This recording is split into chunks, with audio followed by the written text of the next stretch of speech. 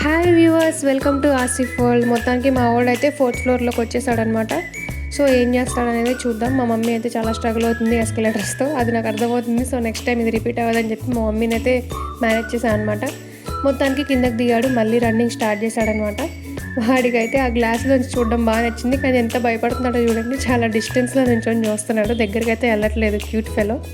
కొంచెం దగ్గరికి వెళ్ళరా, పడవలేరా అని చెప్తుంటే అసలు వినట్లేదు. అమ్మో గ్లాస్ పడిపోతే ఏంటి అని చెప్పి వాడైతే భయపడి బయటకైతే వచ్చేస్తున్నాడు అనమాట.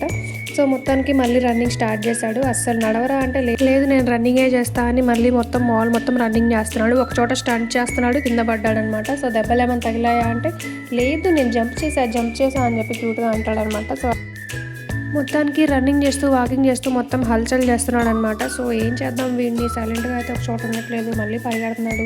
ఒకవేళ కింద పడితే దెబ్బలు తగిలించుకుంటాడో ఏమో అని చెప్పి మా అన్నయ్య అయితే బాగా ఆలోచించేశాడు.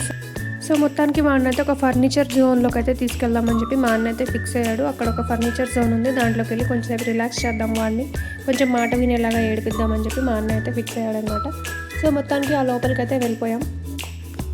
మొత్తానికి లోపలికి వెళ్ళగానే అక్కడ వచ్చేసి ఒక బెడ్ అయితే ఉంది. మా అన్నయ్య అయితే వాడిని ఆ బెడ్ మీద అయితే పడుకోబెట్టేస్తున్నాడు. వాడు లెగుస్తున్నాడు, మా అన్నయ్య పడుకోబెడుతున్నాడు. ఇద్దరు అలా కొంతసేపు ఆడుకున్నాడు. అసలు మాట వినట్లేదు నువ్వు, అందుకే నేను ఇక్కడ వదిలేస్తా అని చెప్పి మా అన్నయ్య అయితే అంటున్నాడు అనమాట.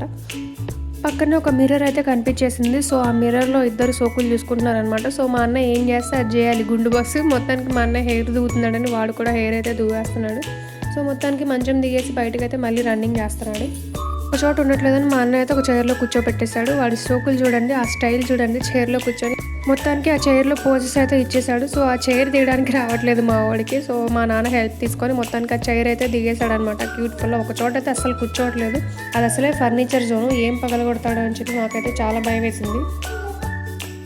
ఇప్పుడే మొదలైంది అసలైన టాస్క్. సో వాడు దిగి రన్నింగ్ చేయడం స్టార్ట్ చేశాడు. సో అక్కడ అన్ని గ్లాస్ ఐటమ్సే ఉన్నాయి, ఏం పగలగొడతాడో ఏం బ్యాండ్ వేస్తాడో అని మాకైతే చాలా భయం వేసింది. చాలా జాగ్రత్తగా వాడిని అయితే హ్యాండిల్ చేస్తామన్నమాట.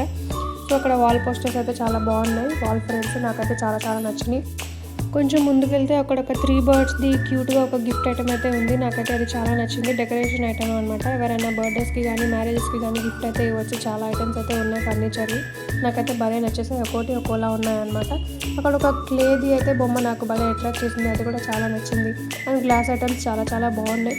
సో మొత్తానికి నేను కూడా మొత్తం ఒక రౌండ్ వేసా ఫర్నిచర్ జోన్లో.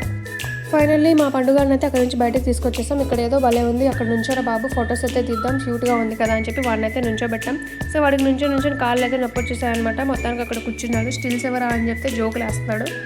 సో నెక్స్ట్ టైం విజిట్ చేసామనేది నెక్స్ట్ పార్ట్లో చూపిస్తా. Thank you viewers, thank you so much for watching, take care.